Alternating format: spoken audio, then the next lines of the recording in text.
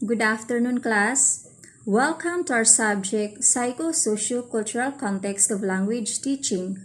This afternoon, we will be discussing Society and Language, Ideolect, Regiolect, and Sociolect. But before we proceed to our lesson, let us first have a short review on sociolinguistics, language, and society that we have discussed last meeting. How does language and society interrelate with each other? Yes, Jinky? Very good. Your language and the way you speak is somewhat a product of your interaction with the society. Isa mo ngalan dong? Will, Bisaya siya. Anong pangalan mo? Nilo de Castro. Tagalog ka ba? Tagalog. I'm from Batangas. Nay, tagadiin ka. Taga-Bacloban. So, waray-waray ka ngayon. Oo, waray-waray ako. So, may waray Bisaya nga Tagalog din eh. Kaka-nosebleed.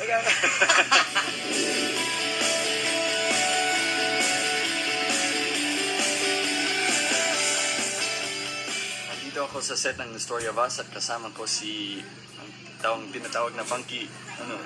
Bakit Bunky pong tinatawag sa'yo? Tao na tumawag sa akin. Ah, talaga? Nickname lang. Ilang taon na po kayo? 70. Ah, bata pa. Nasa loto ka pa. Anong role mo dito sa The Story of Us? Lolo ni si Yan Lim. Kaya anak ko si Carlo. Ah, ako ang stepfather ni Kim Chu. Pero kaedad ko si Kim. Nandito tayo sa Bataan. Kunwari sa El Nido tayo, pero sa Bataan talaga. Ang ganda ng resort na to. Grabe. Ate Bianca, pwede ba ako mag-swimming? Ha? Pwede mag-swimming dyan? Hindi pwede. Nag-vlog ka na. Bakit? Pwede. Nasa taping ka, bakla. Hoy ate, saan yung kambal mo? Hello, nasa heart ko. Char! Ay, ganun ba yun? Ang role ko sa The Story of Us ay boyfriend ni Aiko Melendez. Buti na lang nagpakalbo ako para mukhang mas matanda, para bagay kami. Dito kaming lahat tutulog. Ang ganda ng kwarto. Diba? Sosyal. Sobrang ganda dito sa umaga. Guy, ikaw na! Pinagalit na sila. Okay, thank you po. Salamat. May mangyari lang. Ito ang pangalawang scene natin. Ibang word yung stress. Coming towards the end of day 3 now. Mga pare ko, kaway kayo dyan. Daming pagkain. Gutom na, PG na ako eh. Hello. Akoy, say hello. What's up?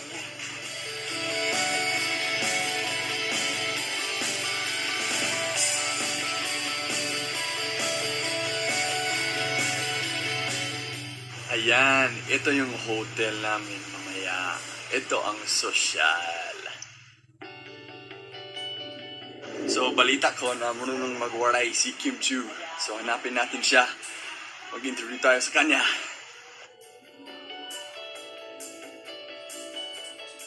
So, adi ako set on The Story of Us. Kapag ko Kim Chu. Hi everyone! So, Kim, maaram ka ngayon magwaray? Maaram pero gutiay na lang. Gutiin na lang. Yes. So, paano mo nang ibaron magwaray? Naukuy ako Leyte in Tacloban since birth. Mo ito. Yes. San Jose. San Jose ka Yes, na boy? oo. Mga yan. Kumusta yung mga waray-waray, no? Ay, syempre, mahusay yung duro, di ba?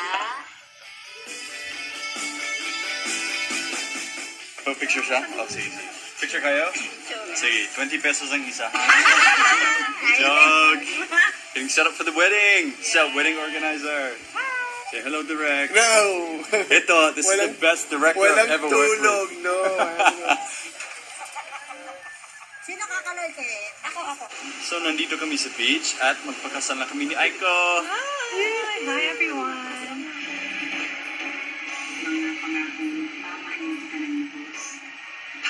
I'm on TV!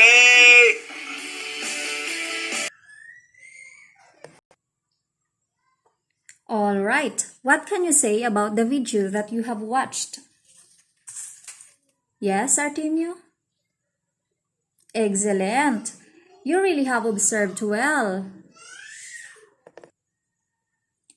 Just like what Artemio have said, the vlogger speaks different languages and has different way of pronouncing his language, or what we called accent.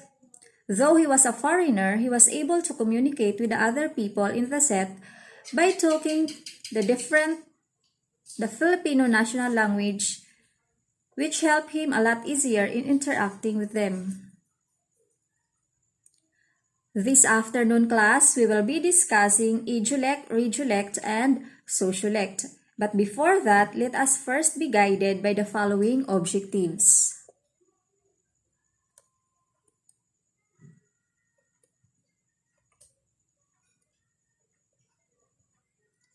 So our objectives are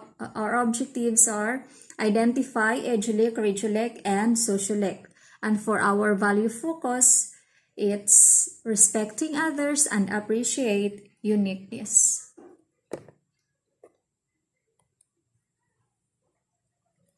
Different situations and different people create varieties in the way the language is spoken.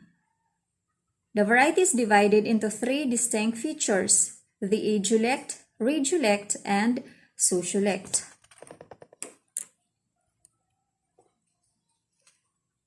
The first one is the Ideolect.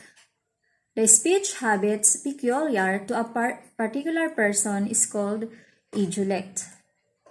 Another is it is a distinctive speech of an individual, a linguistic pattern regarded as unique among speakers of a person's language or dialect, and the language variety unique to a single speaker of language. Again, that is what we called Ideolect.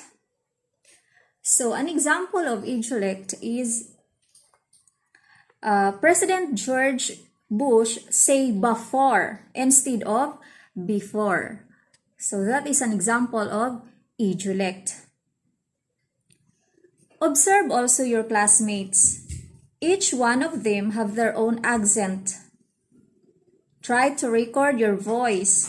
You will observe that you also have your own accent and way of using vocabulary. So when we see Ideolect, it is so each one of us has our own way of speaking a language. So that is our uniqueness in speaking, and that is called, again, what is it, Cass? Yes, Ideolect. The next one is what we called Regiolect. So how does Regiolect differ from Ideolect? So Regiolect is a dialect spoken in one particular area or region of a country. So examples of these is the Waray-Waray, Cebuano, Pangasinense, Hiligaynon, or Bicolano in our country. So in other countries, they also have different Regiolects. Even in America, they have different Regiolects. Each city speaks different, or they have different Regiolect from other cities in America. So same goes with other countries. Say for example, here in our region, which is Region 8, we speak Waray-Waray. However, there are different versions of Waray-Waray that we have. From Northern Samar, Eastern Samar, and Samar. Same goes in Leyte, Tacloban, Southern Leyte, Ormoc, and other provinces there. So they have different dialects. So we call that dialects. Each region have provinces, so each provinces have different dialects. Even though we are living in the same region, we are speaking in the same Regiolect, we have variation of dialects. So even in Samar, we have different Waray-Waray. Observe Akatbaluganon and Akalbayugnon speak with each other. You will observe a significant difference in their accent and vocabularies, though they are both using waray-waray language. Is that clear? Okay, very good. So this time, let's proceed to the next one, which is the Sociolect. The Sociolect is a variety of language associated with a particular social group, produced due to the effects of education, occupation, social class, or religion or etc. There are factors that influence the style of language, including socioeconomic status. Example, the language of high class is different from that of a low class. So, we can identify if the people speaking are from a high class or are low class, or a well-educated person, well-educated group or not. Another is their age. Example, adults and teens do not have the same style of language. Same goes with the occupation. Example, certain professionals such as lawyer or doctor have their very own jargon and sentence structure. Same goes with the carpenters, the farmers, they have their own jargon. Another is the gender. Example, men tend to use slang and swear words more than women. So, just like also the LGBT group, they have their own jargons, right? They have their own way of speaking, their group. So, sometimes we do not understand them the way they speak because of their jargons. So,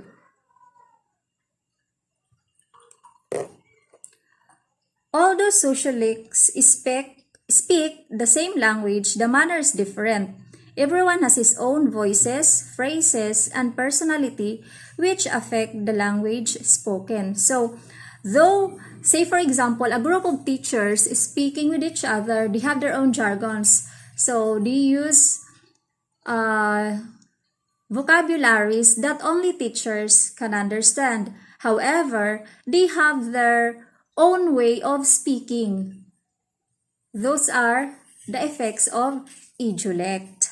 So, everyone has his own voices, phrases, and personality which affect the language spoken.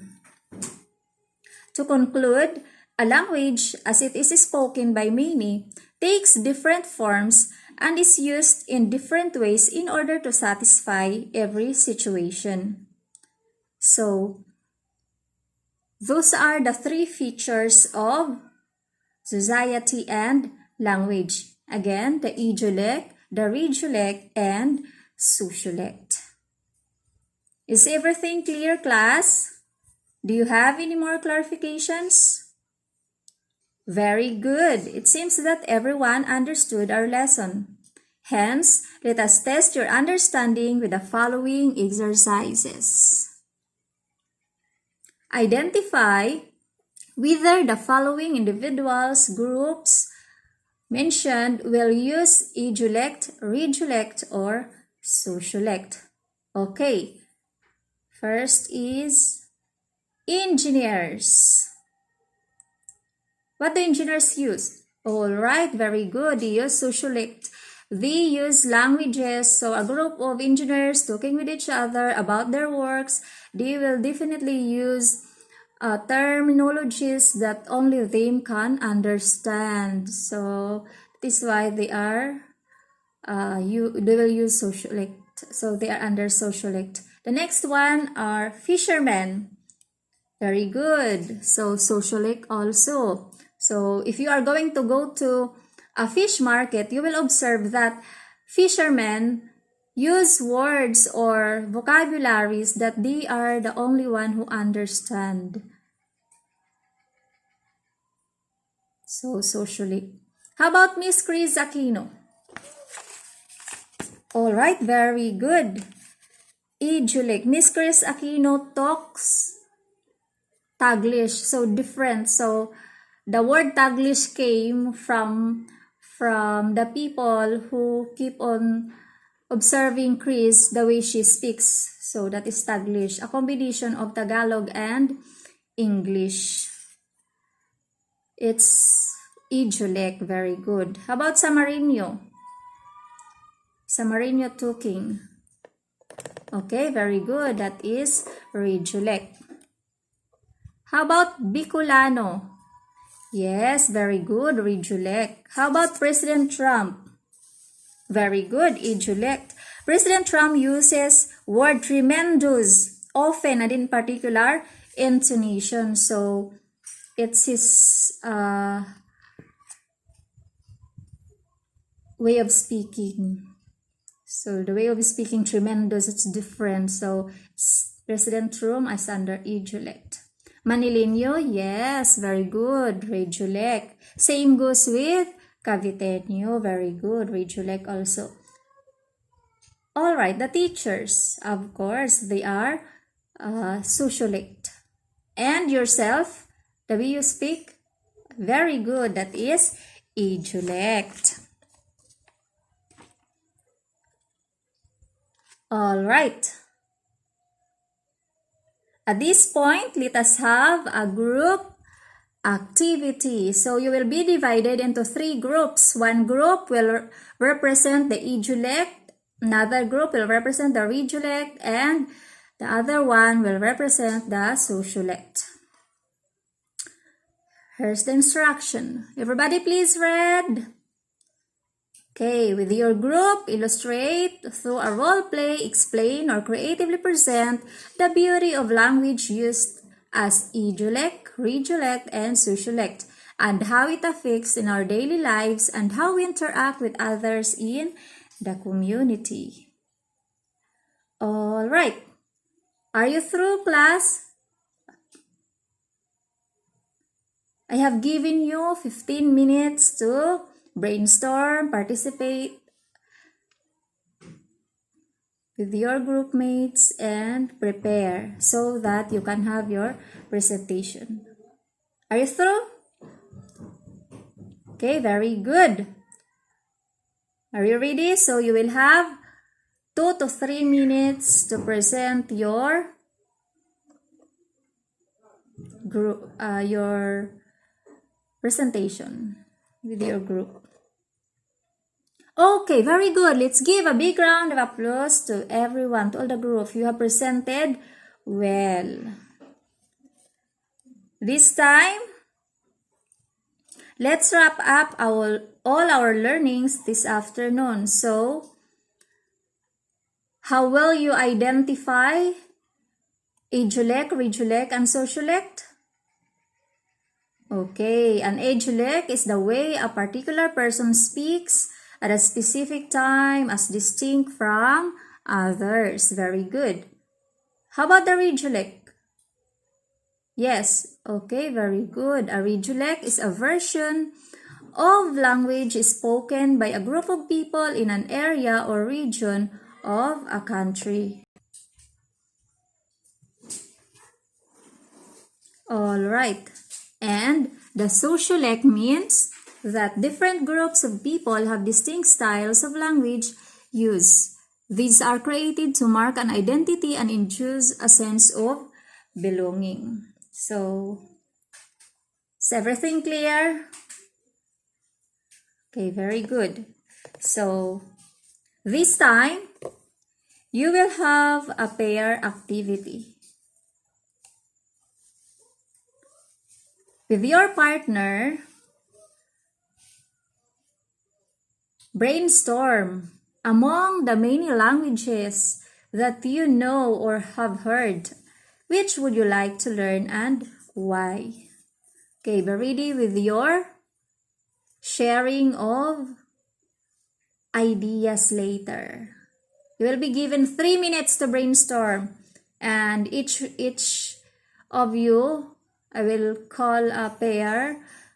Some of you will present your ideas. Some will write their ideas in a paper so that I will collect them later. Okay, are you through?